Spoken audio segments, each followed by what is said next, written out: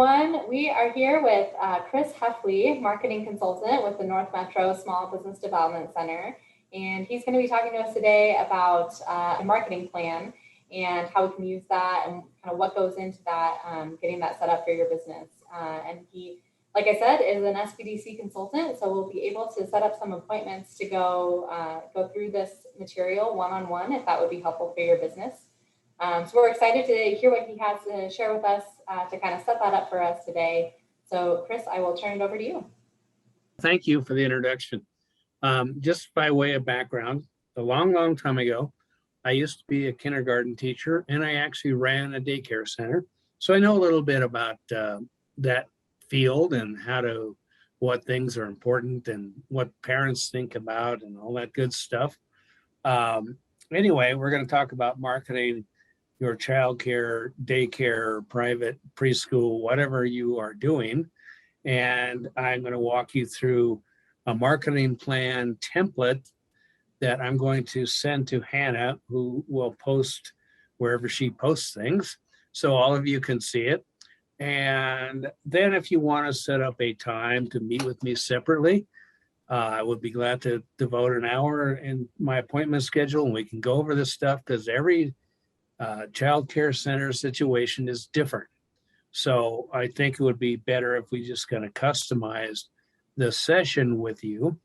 And by way of sort of background about marketing, you can do a marketing plan without having a whole bunch of background, but the background for your marketing plan for your childcare should discuss your childcare center, maybe a mission, very simple 2-sentence mission. What are your marketing objectives? We'll go through that later. And what are your financial objectives, which obviously relate to your marketing objectives, because marketing objectives are typically driven by sales. So that's why the financial part comes in.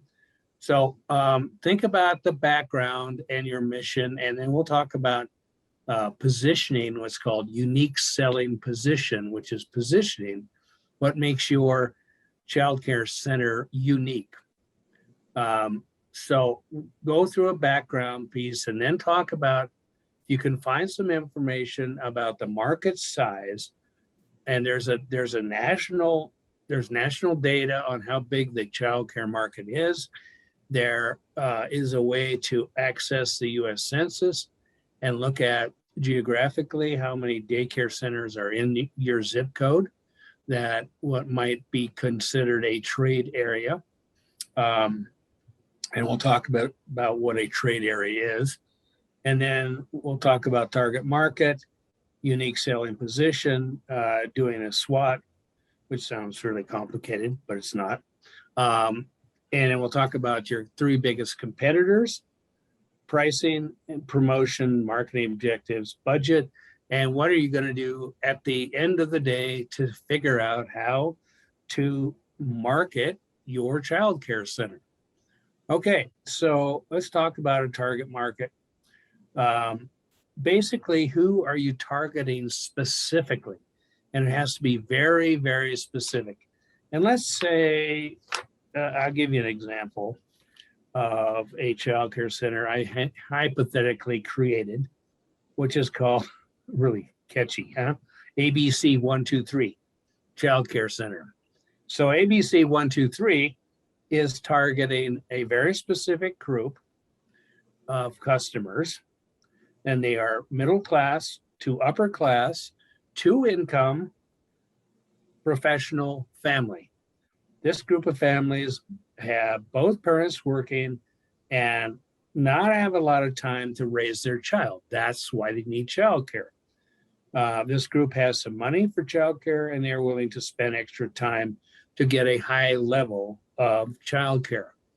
And that's part of the positioning you want to talk about in terms of, is your childcare center focused on safety?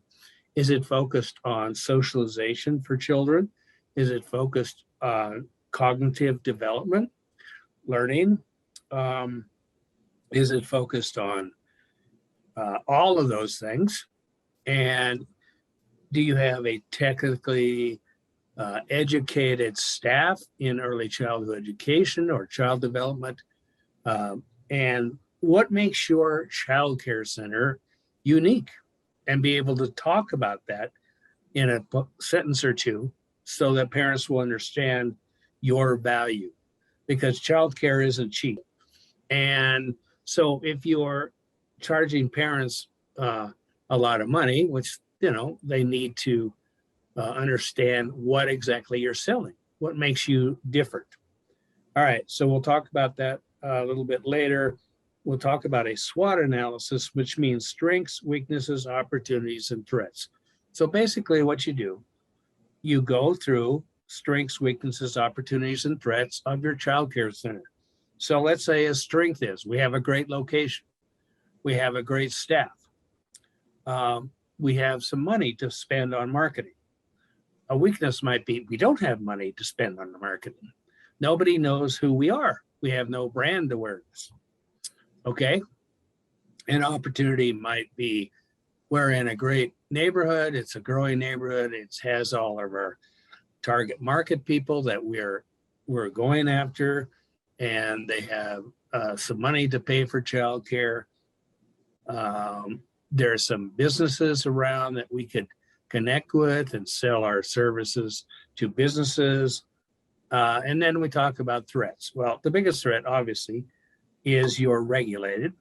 And there's a state regulation office that comes and shows up at your daycare center and looks at whether your kitchen is clean, whether your playground is safe, blah, blah, blah, blah, blah, whether you have qualified people, whether your ratios are right. And that is a threat. Another threat might be you're in a location that may not be safe in terms of pollution, or maybe the neighborhood's not that great, and you have to worry about the kind of people that are hanging around the neighborhood. It might be unsafe. All those things would be considered a threat.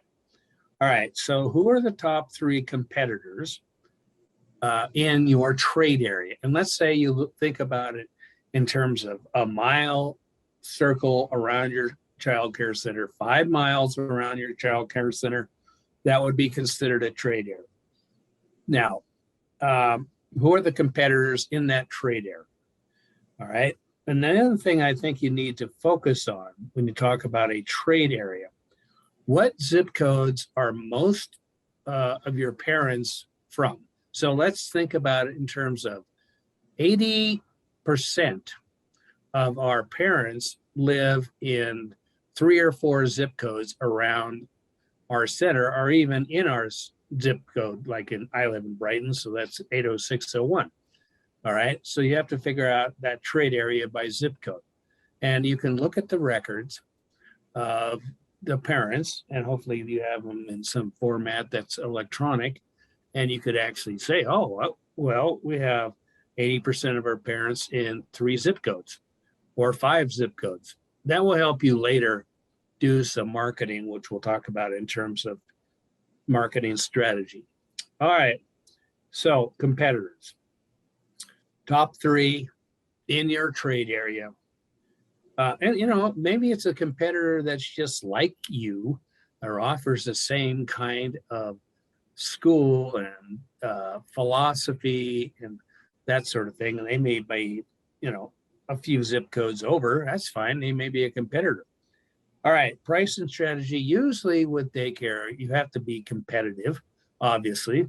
So you look at pricing in terms of the competition, but you also have to look at your costs, your overhead, your income, your revenues, and whether you're breaking even or not. And I hope you are, or you're not going to be in business that long unless you've got a rich uncle that's giving you money. So you need to look at pricing. And that's a tough thing, I know, in childcare, because people want different things. They want part-time, they want at night, they want drop-in, blah, blah, blah. They want educational component, maybe in that component you might charge more for. The childcare center I used to direct, we had childcare in the morning, and we had classes, and every child was in a class. So they all got some kind of education. Then we all had lunch. Then we all had nap time. And then we were done. And then we had more childcare after that. So, that would seem to be a pretty good structure to have, but not everybody can do it that way. All right. So pricing strategy, and that really requires maybe to really look at your accounting, how much money you're bringing in, how much money is going out. When will you have a break-even point? When will you actually make enough money to pay yourself, I hope. And obviously, you got to pay your staff first. All right, so promotion strategies is how will we generate interest? All right, how do we get people to come to our child care center, put their child there? How do we convert them from, they come in one day, they visit our center, how do we convert them into a customer? All right, and then what kind of social media, newspaper advertising, direct mail do we use? Direct mail is kind of expensive, but if you know where people are coming from your zip codes, that will be an effective, very targeted type of marketing you could do. Obviously, social media is important in this business, but there's ways of targeting by zip code also on Facebook, or less so on Instagram, but you can still do it. Obviously, you need to have a website, because there's some certain things you can do with that website, like Google Ads or Yelp or some other things you can do, but you have to have a website first. And sometimes people go, oh, that costs too much. I can't do a website. I've checked into it. It's $3,000. I'm sorry, but you can do it yourself. Or what I did with my own website was I hired a graduate of mine from teaching college, and she did it for $350. That was like, this is perfect. This is all I need. It's professional. It's got what I need in there, and it doesn't need to be $3,000 or $10,000. You can get somebody to do it for a fairly cheap amount. All right. So what you need to do when you come up with what you're going to do, it's basically a calendar. What are you going to do? The tactic. I'm going to have a website. I'm going to have it up all month, all year, and it's going to cost X amount of dollars to create, and it's going to cost X amount of dollars to maintain, which is fairly cheap to have somebody like GoDaddy or whatever host your website. And then let's say you do some open houses. That's a good tactic. Have an open house on a weekend. Parents will come in there. Well, you're going to have some, iced tea and cookies, and, maybe pay somebody in your staff to be there also. So that costs some money. Okay. And let's say you just do it twice a year. You do it in May and you do it at the end of the year. And you can incorporate it into a Christmas party. Okay. So another tactic might be social media. Okay. What are you going to do? Every month I'm going to do something on Facebook. I'm going to do something on Instagram, whatever. Well, you have to figure out, most people go, well, that didn't cost me anything because social media is free. Well, it's not free. It's your time. And if your time is worth nothing, it's free. And your time is not worth nothing. It's not free because you have things to do when you're running a child care center. Like the books, like other talking to parents, like training people, blah, blah, blah. You got a lot to do. So you can't say it's free because it's not. So figure out what you're worth and then put that cost in there. Or hire a high school kid or a college intern or somebody like that. And, charge, give them $15 an hour. They'll probably think it's great. Okay. So then we got social media. Then we might have newspaper advertising. Every community that I know of in Denver has a local newspaper. And that's usually a good way to advertise. It's not that expensive. I know the one at Stapleton in Denver, East Denver. Stapleton charges $164 per ad per month. Okay, that includes a listing on their website, which is a bonus. So it's not bad. Then you might want to do some direct mail. And we can talk about that more options later, but you definitely need to do a website, a social media, some kind of posting on social media, and then some other kind of advertising that you can afford. Because obviously, you're not going to be able to afford a billboard, which is a stupid way of spending your money in the first place if you're a child care center. Now, a bus ad, if you're in a busy part of town, a bus ad might be worthwhile. Um, that would be in your area of your location. All right, marketing objectives. What results do you want to have? Do you want to achieve in 1 month, 3 months, 6 months, and a year? Those are marketing objectives. So let's say you want to grow the number of customers you have by 10%. That means you will figure out, well, what's one customer bring in? If I grow my customer base by 10%, will I grow my revenue by 10%? One would think so. Do I want to build customer loyalty through great service and superior education for the children? Do I want to build my brand awareness in the community that I'm serving? Do I want to increase referral rates, get parents to refer? Do I want to increase that by 5%, let's say, per quarter? All right, so those are marketing objectives. And those are basically the things you need to worry about with a child care center.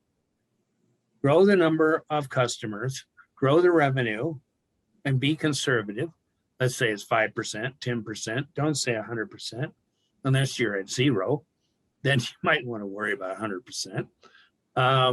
Build customer loyalty, build the brand to the point where it becomes a name that people mention, and you get some reviews on Yelp. Yelp's a great way to get bad reviews, but it's also a great way to get good reviews. And that's how you can build your brand awareness that way. Okay, and then look at referrals. And you may want to have a referral contest or referral program or something like that.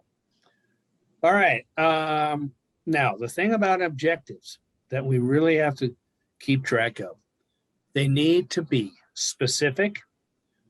They need to be measurable. They need to be attainable. Like, oh, well, we're out in the middle of nowhere. Nobody's going to show up. Well, okay, then that's a problem. They're not attainable. They need to be realistic, like 5% a year, 8% a year, not 100% a year. And they need to be time sensitive. In other words, they need to be for a period of time, 6 months, 1 year, quarterly, whatever you have to deal with, okay? Now, that little calendar thing, that's going to be your budget, okay? Because it's all going to add up to the total at the bottom. And that's going to be your budget for a year. And then you're going to say, okay, now, how do I evaluate how much money I spent? Which is really tricky depending on what you're doing. So let's say you have a website. My suggestion would be that you use Google Analytics, which is a thing that you can attach to your website that will help you see where people are coming from, how much time they're spending on your website, and then who they are, and do they actually enroll in your daycare center, which is called a conversion rate.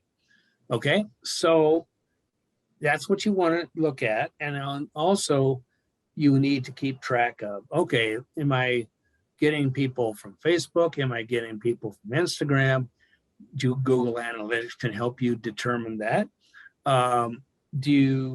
As a newspaper, let's say you do a newspaper ad, well, you can keep track of that by asking people, where'd you hear about us? Which every business in the world that's a small business always asks you that. Now, let's say your objective is customer retention, customer service, customer satisfaction.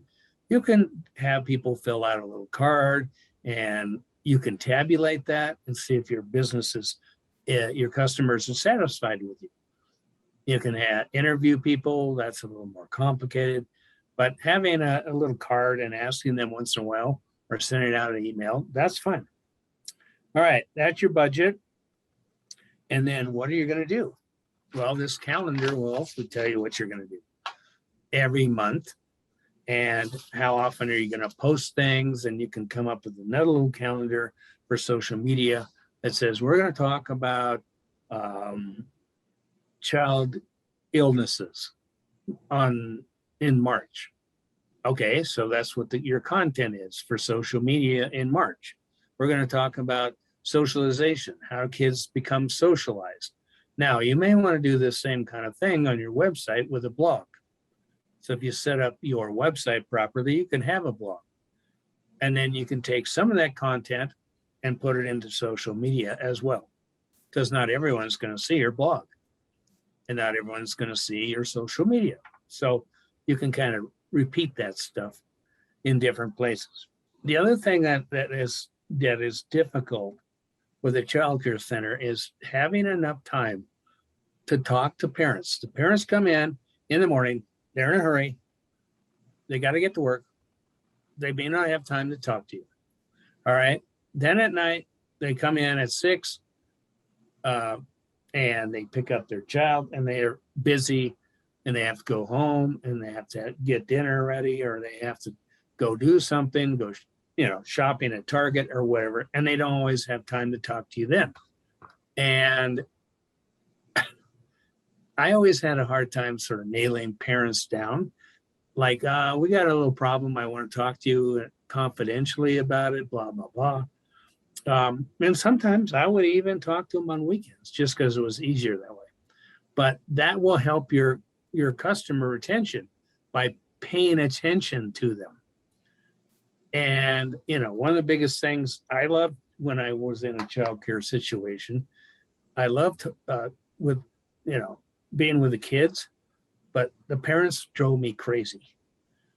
And if the parents understand the objectives of what you're trying to do in the child care center, they'll be less likely to worry about their kid's code or whatever, problem has come up. But it's really hard sometimes to connect with them. And that should be in your marketing objectives is customer retention, contact with them, customer satisfaction, that sort of thing. And I would definitely devote some of your time in an effort to connect with them because that's a good marketing objective to have. And I really would like to have some individual consulting sessions with you, possible. If not, we can do this again. Maybe after this marketing plan is up and you decide, oh, this is good, we can do another one of these sessions. So thanks for your time.